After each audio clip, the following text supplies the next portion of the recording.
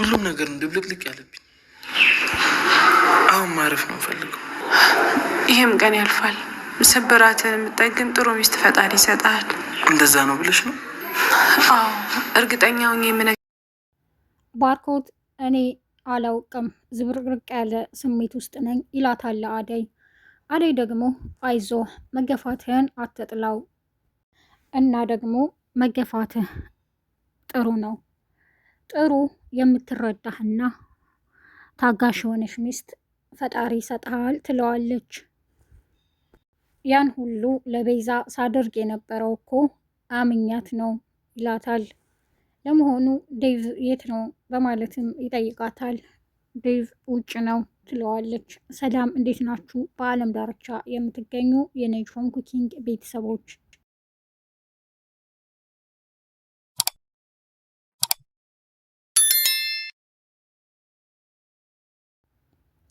ነጅሆም ኩኪንግን ላይክ፣ ሸር፣ ሰብስክራይብ በማድረግ እስከ መጨረሻው አብረውኝ ቆዩ።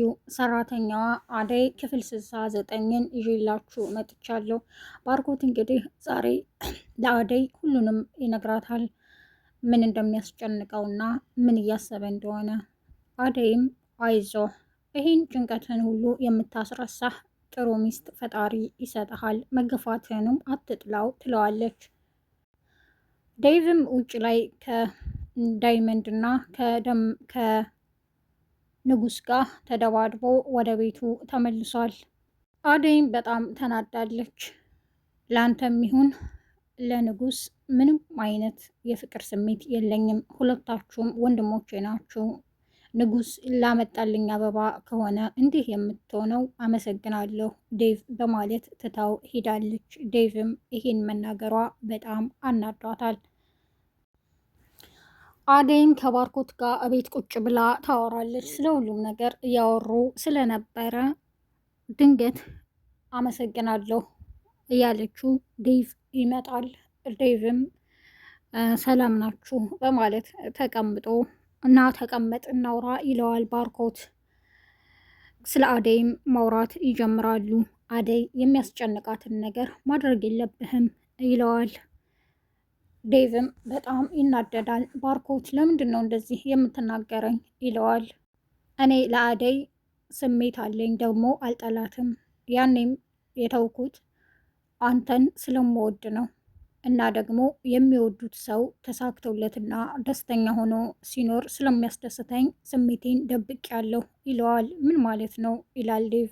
አሁን ነው እንዴት ትዝ የሚልህ? ያኔ ቤዛ ጋ እኮ ነበር። ከአሁን ቤዛ ስትሄድ ምንድን ነው ታወራው ይለዋል። ለማውራት የፈለግኩት ገብተውሃል፣ አደይን ግን አታስጨንቃት ይለዋል። ዴቭም በጣም ይናደዳል። አደይ ምንድን ነው ያስጨነኩሽ ይላታል። አደይ ጭራሽ እኮ እያስጨነኩሽ እንደሆነ እየነገረኝ ነው፣ ምን ብለሽ ነው በማለትም ይጠይቃታል። አዎ ዴቭ ስለምንም ማሰብ አልፈልግም፣ እኔ ለምንም አዎ አታስጨንቁኝ በማለትም ትነግረዋለች። እንዴ ይሄን ሁሉ አንተ ነህ ያሴርከው በማለት ከባርኮትም ጋር ይጣላል። እሱ ምንም አላለኝም የራሳችሁ ጉዳይ በማለት ትታው ትሄዳለች። ዴቭ በጣም ይናደዳል። ሌላው አይደለም እኮ በባርኮት ፊት እንደዚህ አይነት ቃል መናገርሽ በጣም ነው የሚያናደውም ይላታል።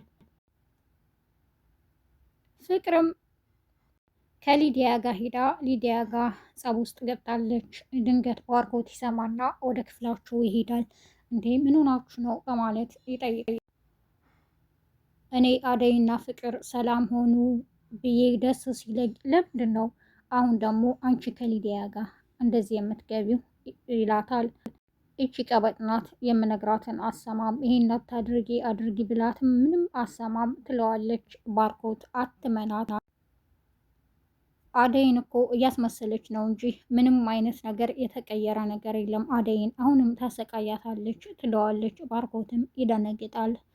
ፍቅር አይ ዝም በላት ወንድሜ አትስማት ትለዋለች። እኔ ከዚህ በኋላ እናንተን ምንም የምሰማው ነገር የለም፣ ግን ቤት ውስጥ ሰው እያለ ደበረኝ አይልም። አንቺ ካለሽ ከፍቅር ጋር ማውራት ትችያለሽ፣ ፍቅር ደግሞ ከሊዲያ ጋር ምን ችግር አለው ይላቸዋል። እኔና ዴቪን አታውንም እንዴ በማለትም ይነግራቸዋል። እንዴ አንተ ደግሞ ከወንድሜ ጋር በምን ትወዳደራለህ? ፍቅር በምን ትወዳደራለች? ትለዋለች። እኔ አሁን ንጽጽር አልፈልግም በማለትም ትተዋቸው ይሄዳል። ፍቅርም ሊዲያን በመሄድ እኔ ምልሽ አደይን ከዚህ ቤት የምናስወጣበት መንገድ እንዴት እናስብ ትላታለች። አደይን ለምን ከዚህ ቤት እናስወጣታለን? እኔ ስለዚህ ጉዳይ አይመለከተኝም ትላታለች ሊዲያም። ባርኮትም ወደ ለምለም ጋር ይሄዳል። ለምለም ጋም ሄዶ ሲያወሩ ይቆያሉ። የኔ መካሪ አመሰግናለሁ ስለ ሁሉም ነገርም ይላታል። እኔ ዛሬ የመጣሁት አደይ ስለ እኔ ምን አለችሽ በማለትም ይጠይቃታል። አይ እኔ ምንም ብላኝ አታውቅም፣ ላንተም ይሁን ለዴቭ ከወንድምነት የዘለለ ስሜት እንደሌላት ነው የማውቀው ትለዋለች። ግን ከዚህ ጊዜ በኋላ እንዴት ጠየከኝም በማለት ትጠይቀዋለች። አይ እኔ ቢዚ የነበርኩት በቤዛ ጉዳይ ነበረ። ከሁሉም ደግሞ እናቴ በዕዳ ተይዛ ያን ሁሉ ችግርን ስትነግረን በቃ ራሴን ማዳመጥ ትቼ የእሷን ችግር ነበረ ለመቅረፍ ስሰራ የነበረው። በጣም ቢዚ ነበርኩ።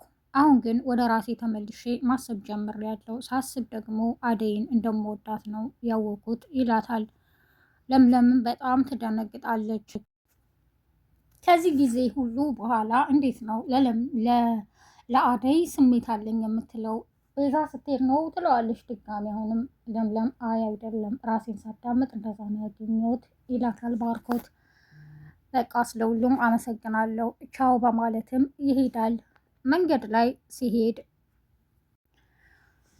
ዴቭም አደይን ይላታል። እንዴ ሁሉንም ወንድሜ ወንድሜ ለምንድን ነው የምትይው? ይላታል። እኔ በየቀኑ ወድሻለሁ የምልሽ አሰለችሽ አይደል? ይላታል። በአደይ በጣም ተናዷል። በአደይ ልህም ፍቅርን ሄዶ ፍቅር አንድ ነገር ላማክርሽ ነበር፣ ግን ለምን እንዴት ብለሽ እንዳትጠይቅኝ ይላታል። እኔ አንቺ እኔን ስትወጂኝ ለምን ብዬሽ አላውቅም። ስለዚህ ምንም እንድትይኝ አልፈልግም። ትወጂኛለሽ በማለትም ይጠይቃታል። ፍቅርም አዎ ትለዋለች። በቃ ከዚህ በኋላ አብረን መሆን እንችላለን ይላታል። ፍቅርም በጣም ደስ ይላታል።